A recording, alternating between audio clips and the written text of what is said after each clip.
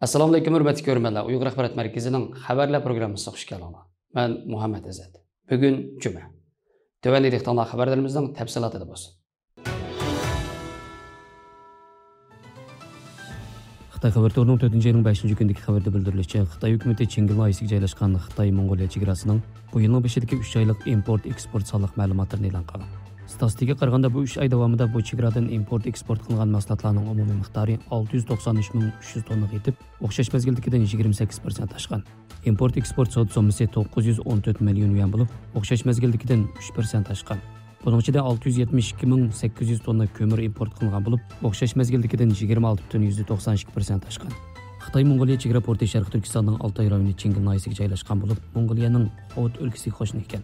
Bu port Xitoydagi 1-darajalik quruqlik chegara porti bo'lib, bu Sharq Turkistondan Mongoliyaga bevosita ichib o'tilgan eng chong port hisoblandi.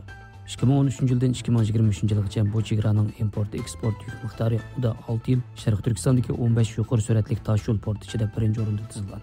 Hamda uda 11 yil Sharq Turkistondagi Mongoliya bilan bo'lgan 4 port ichida birinchi o'rinda turgan. Bu chegara portining musofasi qisqa ham qulaylik bo'lib, qatnash manzili Rossiya va Sibiriya temir yo'li tutishir ekan.